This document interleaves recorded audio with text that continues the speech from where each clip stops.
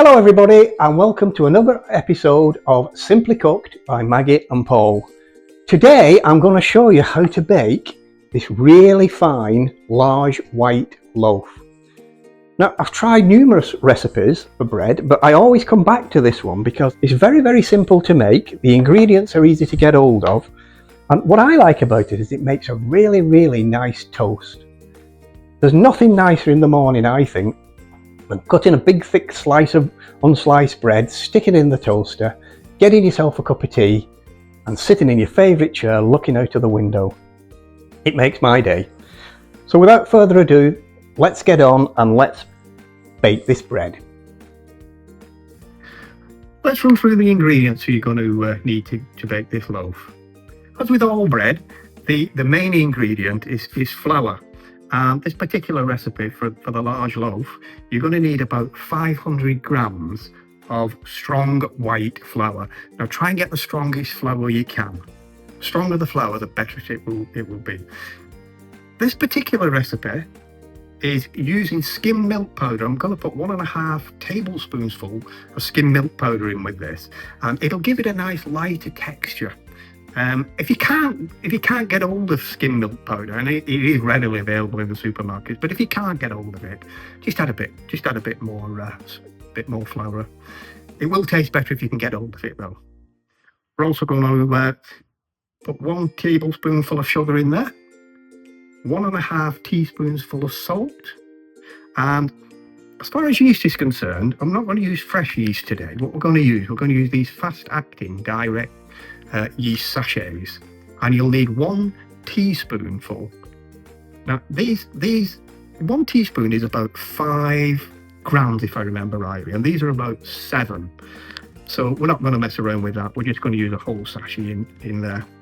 And you're also going to chop yourself up some butter. There's 25 grams of butter you'll need. This is actually cooking margarine I'm using today. It's about one ounce. And I've chopped it up into little bits, and as we start mixing it, I'll explain to you why I've chopped it up in little bits like that. To make the dough, we're going to use some lukewarm water. We're going to use 330 millilitres, which is about 12 fluid ounces, I think. And it wants to be just tepid, I think is the right word for it. So it's neither hot nor cold. It's just sort of, just a little bit warm. Okay, well while I'm here, I just want to show you what stuff I'm using to make this. So I've got a little set of these special spoons, so you can measure a teaspoon, a tablespoon, half a tablespoon, and you get your ingredients just right with these. And again, these are pennies in the supermarket. I've also got a little set of scales. I think this was about £15. Again, not expensive. This is what we're going to mix it in today. This is my mixing bowl that I use for everything. And you will need one of these. This is a baking tin. This is a 2-pound baking tin, especially for bread. And again, these are not expensive. I think this was about £2 or £3 from the local supermarket. So you're going to have to get yourself one of these. It is possible to cook the bread with it, not in a tin, like sort of make a roll of it, but it will taste so much better if you put it in a tin. So we're going to be using a tin today. So that's my ingredients. And what we'll do now is we'll start to mix the whole thing up and we'll make the dough. Right, we're ready to start mixing. So the first thing we're going to do, we're going to get the trusty mixing bowl. Now I mix everything in here. All my recipes are done in this bowl. But basically, we're going to put in here 500 grams flour. We're going to have the skim milk powder, the sugar, and the salt. Get all these out of the way. And then, now I'm going to start, I'm using a spoon at the beginning, but I always end up using my fingers, so it's a pretty yucky job this, but I love it. So we're just going to mix all that in there like that. So when you think you've got it mixed enough, it doesn't take long to mix it, but make sure it is. Make sure it's nicely mixed. And once you've mixed it, what you're going to do now is you're going to get the little bits of butter that I made into these little square things. And what you've got to do with this is you get some butter like this, And what you do is just squidge it round like this, and you pick some flour up, and you're sort of doing this. And you're like kneading it in. I don't know if that's the right word, but you're sort of putting it in. And I think this is where it starts getting a bit messy, as you can see. But I'm picking it up and squirming it in like this. And what you're going to be left with at the end, it goes to like a crumbly texture. And you put it in a little bit so that it's equally spaced. But you see what I'm doing? I'm just sort of putting a bit of butter in and then screwing. I'm starting off like this. I'm squeezing and it drops in. Then I pick it up. You get the idea? And then when you've done all that, what you're going to do is give it a thorough mix with your hands. You can't help but get dirty doing this, but it's good fun. And there we go. A little bit more. So I've got all the butter in, and what I'm doing now is I'm just picking the flour up like that in my fingers and rubbing it through my fingers. Just mixing the butter in, and it'll go like a bit crumbly texture. And what we're going to do now is we're going to put the yeast in. As I said, I'm going to use the whole of this sachet. You see what it's like on your hands. So I'm just going to get that in there. And again, I mean, you can go back to the spoon if you want here. You can mix it with a spoon. I prefer doing it with my fingers, to be honest. But you can mix all that up like that. And when you think it's mixed up enough, it doesn't need that much mixing up, by the way. You don't have to go daft with it. But once you're happy with it, you flour everywhere, if you can notice. But now I'm looking down and I can see little bits of butter. So I'm just, again, rubbing them in with my finger. Once you're happy with it, what you're going to do is you're going to have the water. Now, 330 millilitres is what the recipe says, but I find that you're better off not saving a little bit back, otherwise it goes a little bit sticky. So what I'm doing is I'm mixing a hole in the middle, and I'm pouring in just bit by bit the water, and then I'm mixing it. It immediately starts going gooey. I'm mixing it in there. A bit more water. It goes all at once, that's what you've got to watch for. And I'm going to abandon the spoon at this juncture, and I'm going to go back to the old fingers, and I'm going to squeeze it all in. So it still needs some more water in there. In fact, it looks like it's going to use all the water today. I'll just save a little bit back, just say that much. Okay, because it does go all at once. And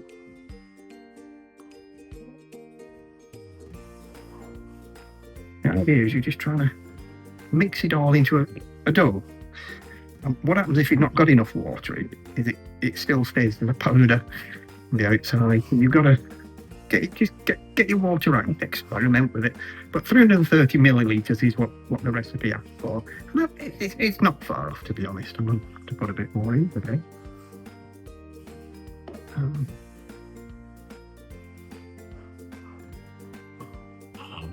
as you see, it's everywhere. It's going. Whittle it all in there. I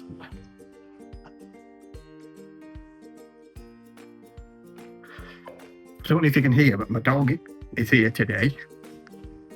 And he's been asleep all afternoon, but he's just woken up because it's not far off his tea time. So we might get a little interruption shortly, but we'll not stop filming for it. So, right, I've got sort of a ball of rough dough there. Now what we're going to do now is we're going to empty this out of here, and we're going to start kneading it on the worktop. So I need to just reposition my camera, and I need to clean my hands before we do that. So we'll get a bit of that. It's all over the place. I love it. So what we'll do, we shall see you in a second, and we shall start to get this thing kneaded. Okay, we're ready to start kneading. So there's the dough that we just mixed. and it's going to go on this worktop here, and I've put a little bit of flour down, like that, just a sprinkle of flour. And what we're going to do, we're going to tip it out of there like that. And there she is. We're going to knead this now for 10 minutes. I'm looking at the clock and it's 10 past, so we're going to knead it till 20 past. And by kneading, what I mean is, I'm going to use my face like this, and I'm sort of folding it back into itself like that. Can you see? Like that. And the more we do this, after about 10 minutes, it'll be a lovely doughy constituency. You can also use that bit of your palms and do this, but you basically got to do this for 10 minutes. Now, I've got to tell you that this is actually take 3 of this part, because our dog would not be quiet. Getting near his feeding time. I've had 2 goes at doing it, and he spoiled them basically. I can see him looking at me through the window, but I'm going to carry on going this time. So, I'm going to come back when this is done, and then we're going to have to leave it about an hour to rise. Now, at this point, just before I go, if it's a bit too dry, put a bit of water in with it. If it's a bit wet, you can sprinkle a bit more flour over it. But you're trying to get it. See, this isn't a bad constituency. You see, it's a little teeny weeny bit sticky, but it'll be fine. So what I'll do now is I'll carry on kneading, and we'll see you in 10 minutes. Okay, we've had 10 minutes. And she's all nicely mixed, the dough. Look at that. That's how it should look, a nice fluffy ball of dough. What we're going to do with that now, just while I was off camera, I had a little bit of a tidy up, cleaned my dish out and dried it, and I'm just going to put it in there. You see how big it is? What we're going to do now is we're going to cover it with a tea towel, which I've just dampened. Just place it over there. And what we're going to do is we're going to leave that until it rises to about double the size. It's going to take about an hour. And I don't know if you can hear, but the disruptor, the dog, is at the door. So I'm just going to show you actually. Let's have a little look. Here he is. So he's strictly not ours, he's our granddog, to be honest. He's our son's dog, but because my son manages our family business, he spends most of his time up here and he thinks he's the boss. So here we are, we've had a good hour. So I put this near a radiator. I didn't put it directly in the heat, but I just put it at the side of a radiator. And look how big it's gone. It's gone at least twice as big. So what we're going to do now is we're going to tip it out here, back onto the worktop, and I'm going to knead it just for about 3 minutes. And then once I've given it a second knead, we're going to put it into this tin, and then we're ready to put it into the oven. So without further ado, and I'm not going to bore you to tears watching me knead this, but basically I'm going to knead this for a few minutes and then I'll get back to you. So we'll get this out of here. It's a bit sticky, to be honest, but it will go. Just work it out. Get it under there, and we'll knead that for a few minutes and then we'll get back to you. So there we go. That's had 3 minutes and it's now gone back to its original size, but it's all nice. Look at that, lovely. So what we're going to do now, I've got my baking tin, and what I've done is I've just got a bit of the butter, and I've just greased it inside so that it'll not stick. And basically all we're going to do now is we're going to roll this into sort of a sausagey shape, like this, a roll. And then we're going to put that into there like that, and it will expand. This thing will expand to fill all the gaps, but what I'm just going to do is I'm just giving it a bit of a start. And what we're going to do now is we're going to leave it like we did before to rise again. Not going to leave it as long, probably on about 20 minutes, half an hour, but once we've got it rising, now what I want to do, you can leave this as long as you want. It'll rise, the longer you leave it, it'll start rising. And you want it to just come above here so it gives that traditional bread shape, like that.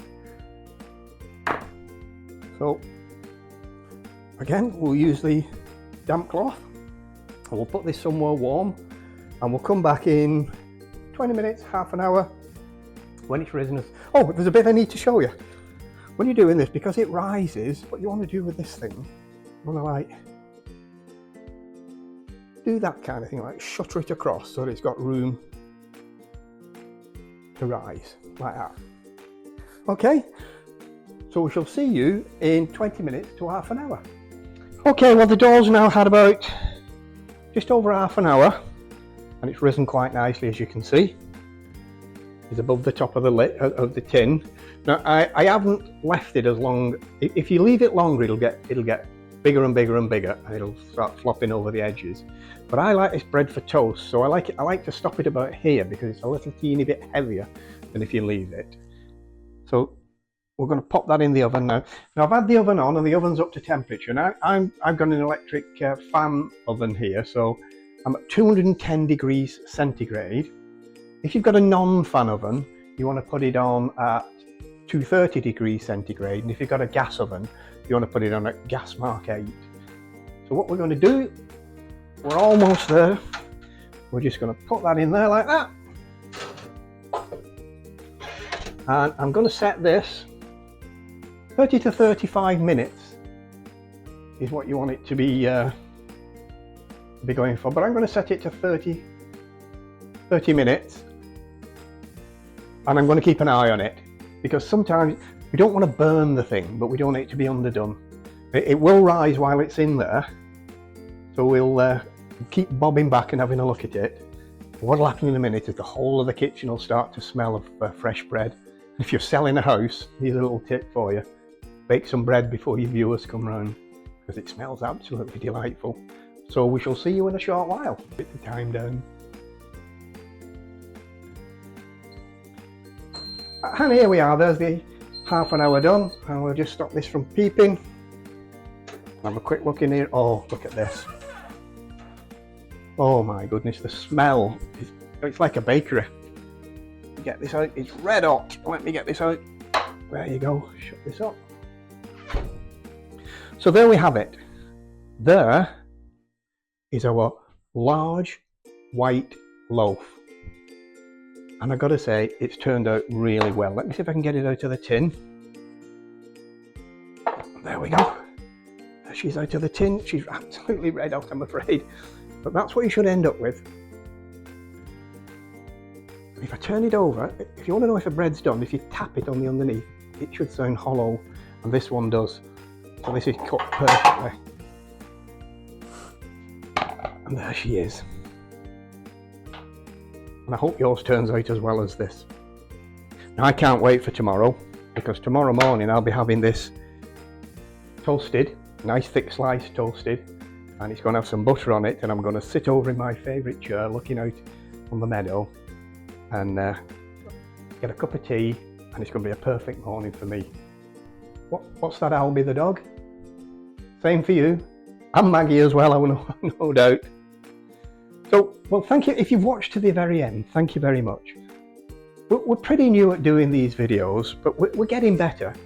But if you like us, give us that like button click and subscribe. If you subscribe, we'll make more. And we're quite good cooks. We're just not very good at the moment at making YouTube videos.